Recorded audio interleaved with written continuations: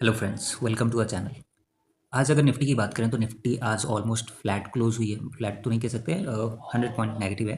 एक टाइम पे 24,820 के आसपास चली गई थी, बट उसके बाद से 20-30 पॉइंट ऊपर क्लोजिंग हुई है। अगर हम कल की बात करें तो कल हमने डिस्कस किया था कि 24,850 और फिर 24,650 का एक सपोर्ट दिख रहा है। बट आज की जो क्लोजिंग है वो ऑलमोस्ट 24,850 के आसपास हुई है।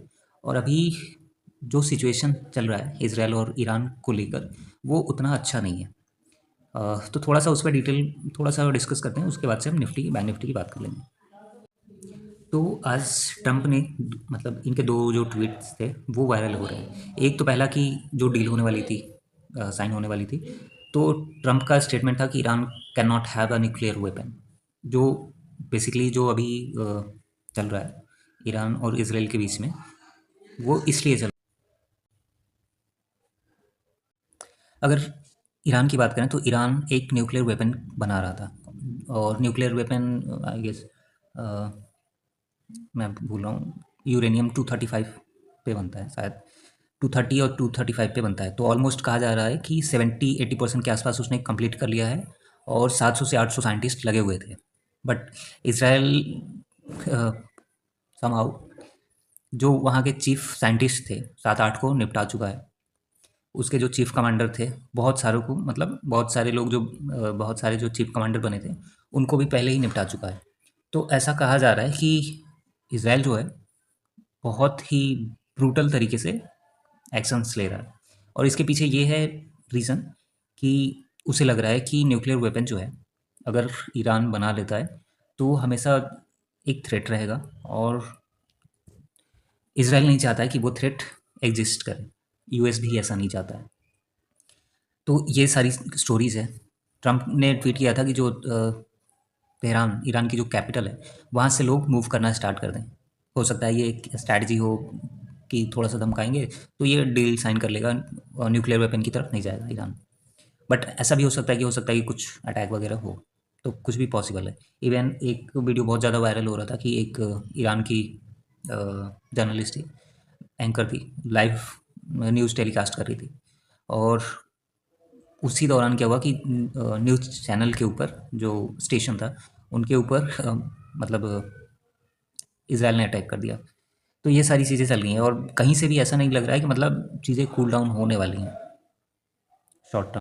तो जब तक चीज़ें शॉर्ट टर्म में कूल डाउन नहीं होंगी, तब तक ये प्रॉब्लम रहेगा। मार्केट अनडिसाइसिव रहेगा।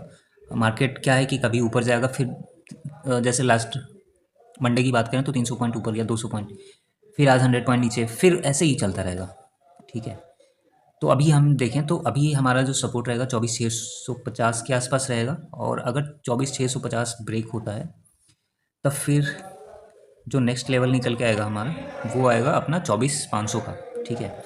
और मुझे लग रहा है कि 24,800 कल के लिए हम देख सकते हैं, 24,800 फिर 24,650 का। 24,850 जब भी लेवल ब्रेक होगा 24,800 का, ये 24,650 की तरफ ईजिली आएगा। अगर प्राइस एक्शन भी देखें तो नीचे की साइड ही है। ठीक है। तो चांसेस हैं कि एक बार कल हमें फिर से एक नेगेटिव मार्केट देखने को मिल जाए। अगर नेगेटिव नहीं होती है, तब हमारा जो रेजिस्टेंस रहेगा वो रहेगा अपना 24,960, ऑलमोस्ट 25,000 के आसपास। 24,980 से 25,000 के आसपास। ठीक है। ये दो रेजिस्टेंस रहेंगे, 24,980 और फिर 25,100। सपोर्ट की साइड देखें तो 24,800 और फिर 24,650 का। अगर बैंक निफ्टी की बात करें तो बैंक निफ्टी में लास्ट टाइम हमने शेयर किया था कि 55,600 और 55,360 के आसपास एक सपोर्ट अच्छा खासा दिख रहा है। ऑल्दो अगर हाई देखें तो 56,000 के आसपास गया था, फिर वहाँ से एक शार्प फॉल देखने को मिला है। ठीक है। तो अभी जो इसका रेजिस्टेंस रहेगा वो रहेगा अपना 56,000 का, और जो सपोर्ट है वो 56,600 का, और फिर 55,600 का, और 55,360 के आसपास रहेगा। अगर हम इस मंथ की बात करें तो जून मंथ में ऑलमोस्ट 7,351 आज के दिन तक एफआईआई ने सेलिंग की है। अगर हम डीआईआई की बात करें तो डीआईआई ने ऑलमोस्ट 50,000 करोड़ की, ऑलमोस्ट 50,000 करोड़ की बाइंग की है। तो नेट ऑन नेट इस महीने ऑलमोस्ट 53,000 करोड़ की नेट बाइंग है।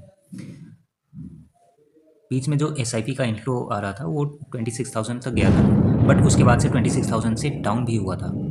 ठीक है। क्योंकि अभी क्या है कि अभी पैनिक सिचुएशन बना हुआ है पिछले 2 महीने से।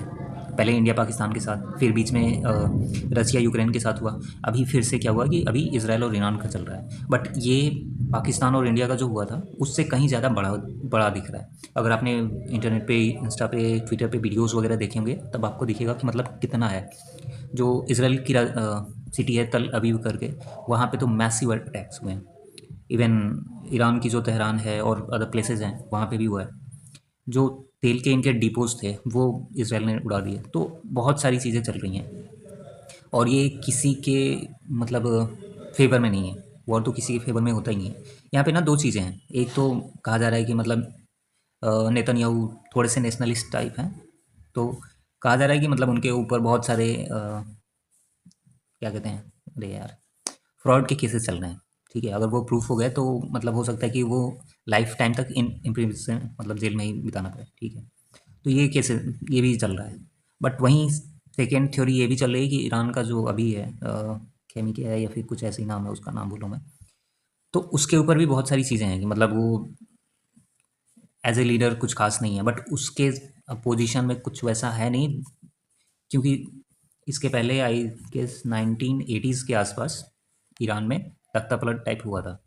तो यूएसए ऐसा प्लान कर रहा है या फिर कर सकता है, इस टाइप की थ्योरी चल रही है। मतलब वो ऑल ओवर द न्यूज़ हो सकता है, क्योंकि मोसाद जो है मतलब बहुत पहले 1980s में वो पहले कर चुका है। तो चांसेस हैं। अभी अगर या तो देखो दो ही चीज़ें हो सकती हैं, या तो ईरान मान जाए सिंपल, ठीक है, या फिर वहाँ पे कुछ ऐसा हो कि जो ओल्ड रिजिम था ईरान का वो चेंज हो जाए। ठीक है, तो दो ही चीज़ें हैं, दोनों में से देखना पड़ेगा कि क्या होता है। गॉड नोज़ क्या होगा, बट देखते हैं अभी। चलो, ऑल दो